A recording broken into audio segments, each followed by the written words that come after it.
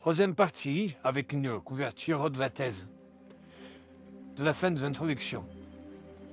Ainsi, nous constatons que ces trois dangers, à eux seuls, sont suffisamment graves pour justifier le rejet de la thèse. D'autres dangers existent, certes, mais il est clair que, si l'on considère uniquement ces trois-là, l'adhésion à la thèse renforce des ennemis de l'Église, rend les fidèles partisans du changement de non plus vulnérables à l'influence néfaste des manipulateurs, freine les efforts constructifs en vue d'une solution et, en fin de compte, compromet la foi. Il faut combattre l'erreur en toutes circonstances, et plus encore l'erreur publique grave. Face à la crise majeure que traverse actuellement l'Église catholique, il est primordial de minimiser l'erreur et la confusion afin que les catholiques puissent demeurer fermes dans leur mission. Nous en venons donc aux sources de la thèse. Étant donné que l'argumentation moderne de la thèse n'est pas monolithique, le lecteur pourrait s'interroger sur les documents que nous avons examinés. Nous avons passé en revue de nombreuses publications de défenseurs de la thèse qui, bien que publiées par diverses personnes issues de différentes organisations, présentent néanmoins une tendance aux références mutuelles, autrement dit, des références que nous avons examinées, interagissent souvent, parfois implicitement, parfois explicitement. Il apparaît donc clairement que malgré la séparation apparente de certaines de ces sources, elles constituent globalement une argumentation collective. Nous mentionnerons ici quelques sources clés que nous avons examinées et qui nous ont éclairé notre compréhension de l'argumentation de la thèse. En d'autres termes, les sources qui constituent l'argumentation que notre travail réfute. La première et la plus importante de ces sources a été le site web Thesis publié par le RCI, qui est sur thethesis.us en 2025, cette année.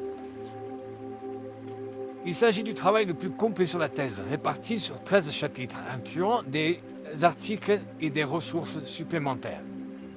Nous avons également consulté de nombreux ouvrages du chef du RCI, défenseur public de la thèse, l'évêque Donald Sanborn, notamment Monseigneur Donald Sanborn on Being a Pope Materially et Monseigneur Sanborn, Explanation of the Thesis of Bishop Gérard Desnoyers.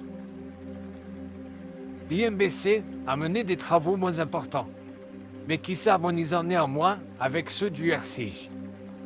Parmi les travaux notables de l'IMBC, on peut citer celui de l'un des plus hauts dignitaires religieux, le révérend Francisco Ricossa, l'élection du pape, extrait de l'édition numéro 54 et 55. Un autre article clé que nous avons examiné est souvent refusé par les défenseurs de la thèse. Le père Bernard Lucien, The Problem of Authority in the Post-Consular Church, de Cassisiacum Thesis. Nous invitons les lecteurs à consulter ces sources afin de vérifier si nous présentons fidèlement la position de la thèse. Nous avons également examiné et cité d'autres sources qui figurent dans le corps de notre ouvrage. Nous arrivons maintenant à la fameuse première partie. La partie 1, l'argument principal. Réfutation fondamentale de la thèse de Cassisiacum, telle que représentée par ses défenseurs modernes. Introduction. Dans cette première partie, nous présenterons l'argument principal ou la réfutation principale de la thèse. Cette thèse est une nouveauté.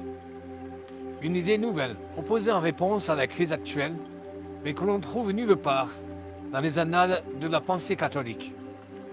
Elle tente plutôt de se justifier en s'appuyant divers courants de la pensée catholique. Cela ne suffit pas à disqualifier la thèse, mais néanmoins prudent de s'en prémunir d'emblée. Or, la thèse et les arguments développés de la thèse sont des ouvrages détaillés et exhaustifs écrits par des ecclésiastiques catholiques, faisant référence à de nombreux théologiens et penseurs catholiques. Il serait donc peut-être imprudent de les rejeter d'emblée sans un examen plus approfondi.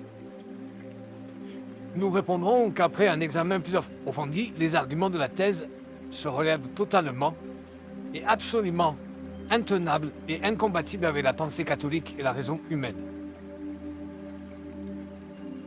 L'objectif est donc de démontrer. Les travaux relatifs à la thèse sont volumineux. Il y aurait beaucoup à dire pour répondre en détail à chaque argument avancé par ces défenseurs. Cependant, nous ne jugeons pas cela nécessaire. Comme pour la plupart des systèmes d'erreurs, aussi vastes soient-ils, il n'est pas nécessaire de traiter chaque erreur individuellement, mais de montrer qu'il existe suffisamment d'erreurs de principe pour invalider l'ensemble du système. Ces erreurs sont au cœur de cette première partie. Nous présentons donc ceci comme l'argument central, car il est d'abord la part centrale de notre réfutation et s'adresse à la fois aux principes fondamentaux des travaux sur la thèse. Nous estimons que cette première partie suffit à elle seule à invalider complètement l'argument de la thèse et démontrer qu'elle doit être rejetée par tout catholique fidèle. Notre présentation se déroulera comme suit. D'abord, nous fournirons ici un résumé de la thèse, une forme condensée de l'argumentation dans tous les principes clés. Si quelqu'un se demande si nous n'avons pas fidèlement reproduit l'argumentation de la thèse, il est invité à vérifier dans les travaux de la thèse eux-mêmes. Deuxièmement, nous démontrerons que la thèse est illogique. Autrement dit, qu'elle s'invalide elle-même et qu'elle est rationnellement dénuée de fondement. Ainsi, nous démontrerons d'emblée que même sans autre argument, un recours à la thèse, selon les propres principes, suffirait à l'invalider. Troisième, nous allons néanmoins démontrer comment un aspect fondamental de la thèse, celui d'un pape matériel, est tout simplement impossible. Ceci démontrera ainsi que l'argumentation de la thèse dans son ensemble est insoutenable car elle repose sur un concept ou un argument central absurde. Quatrième, c'est seulement à ce stade que nous aborderons l'argument majeur, dit externe, opposé à la thèse, c'est-à-dire l'argument principal qui ne s'attaque pas à la thèse selon les principes, l'argument d'hérésie. Dans cette section, nous démontrerons que malgré les arguments des défenseurs de la thèse, cet argument d'hérésie constitue néanmoins une réfutation définitive de leur argumentation. Cinquièmement, nous aborderons la dernière affirmation persistante de la thèse, celle selon laquelle elle serait une nécessité et la seule solution possible à notre problème actuel. Nous démontrerons que cette affirmation est fausse en prouvant l'existence de solutions alternatives, ce qui invalide purement et simplement l'argument de nécessité. Enfin, nous conclurons en réaffirmant les dangers de cette thèse et en appelant à tous les catholiques à la rejeter, car elle est totalement erronée. Non seulement elle comporte tous ces dangers, mais en tant qu'argument, elle est nulle, sans fondement, autocontradictoire, inutile et construite sur des principes impossibles.